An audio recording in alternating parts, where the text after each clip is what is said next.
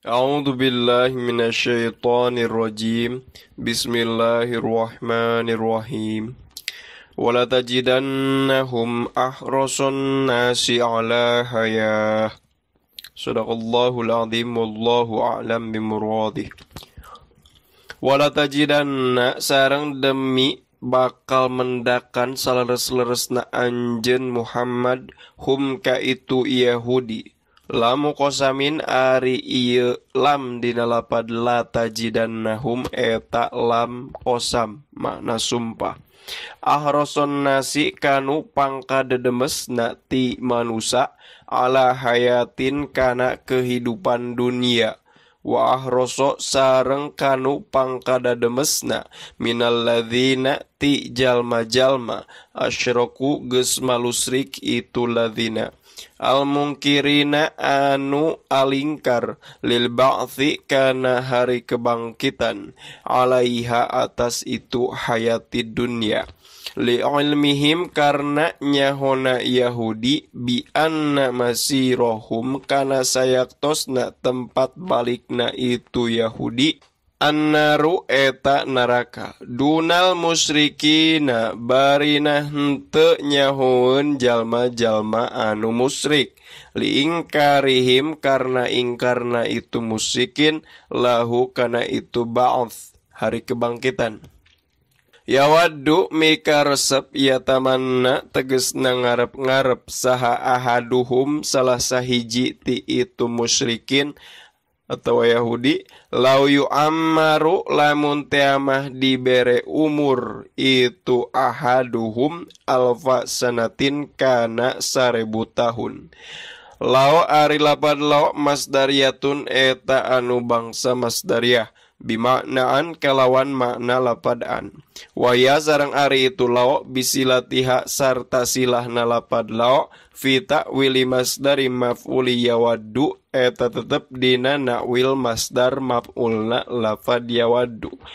berarti takdir teh yawaddu ahaduhum ta'miro alfi sana yawaddu mika resep saha ahaduhum salah sahiji ti itu musikin atau ladzina ta'miro alfi sanatin kana dibere umur 1000 tahun.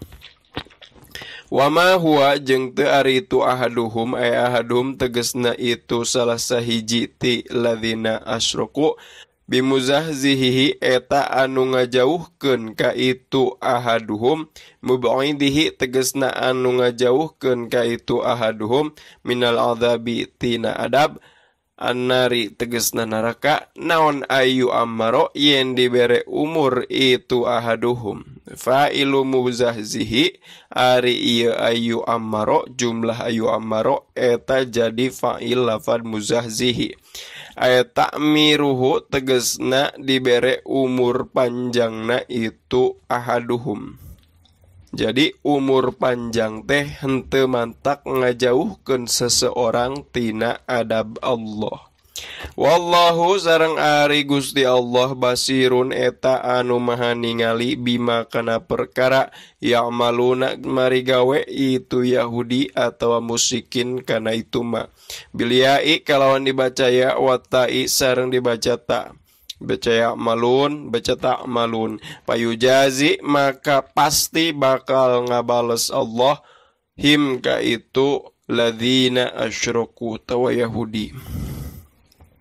Wasala sareng naroskeun sa Ibnu Suraya an nabiya ka Kangjeng Nabi sallallahu alaihi wasallam au Umaro ata nabi ka Umar bin Khattab radhiyallahu taala an aman tentang seseorang yakti datang itu man bil wahyi sartana mawa wahyu minal malaikati ti pirang-pirang malaikat faqala mangka ngawaler Kangjeng Nabi sallallahu alaihi wasallam Jibrilu ari itu mayati bil wahyi ari malaikat nusuk nyampaikeun wahyu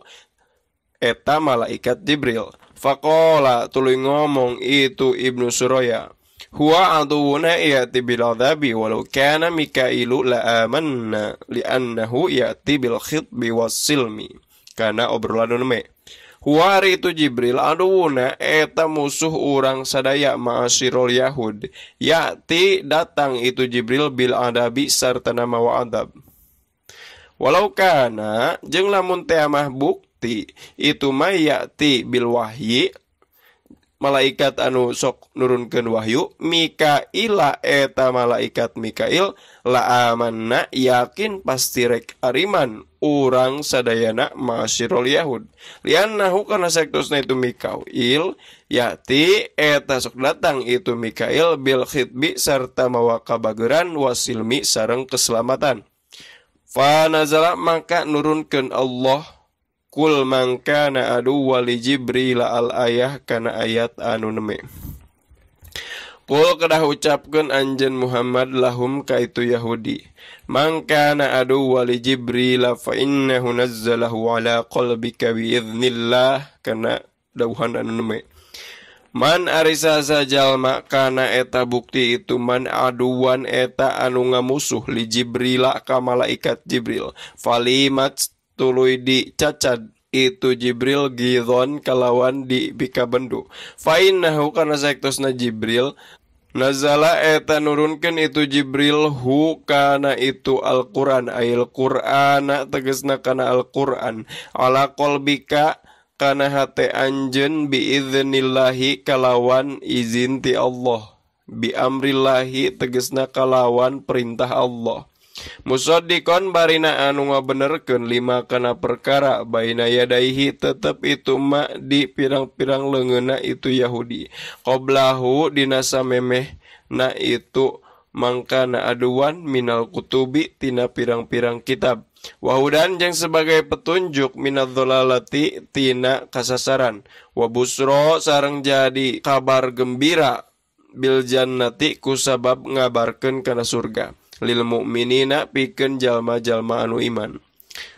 Man arisa jalma kana eta bukti itu man aduan eta anu ngamusuh lillahi ka Gusti Allah wa malaikatihi sareng ka pirang-pirang malaikat Allah wa rusulihi sareng ka pirang-pirang rasul Allah wa Jibril jeung ka malaikat Jibril bikasil jimi kalawan dikasokeun jimna dibaca Jibril wa Fatihah jeung dipatahkeun jimna dibaca Jabril bila hamzin kalawan teu make hamzah berarti dibaca Jabril wabihi sareng sartana hamzah dibaca Jabroil biain sartana make ya waduniha sareng tingkal ya wa Jabroil wa Mikala sareng ka Mikail utipa diatapkeun ieu Mikala alal malaikati kana malaikat min apil hosi tina ngatapkeun perkara anu khusus alal ami kana perkara anu umum wa fi qiraatin sareng dicarioskeun dina hiji qiraat non Mikailu lapad Mikailu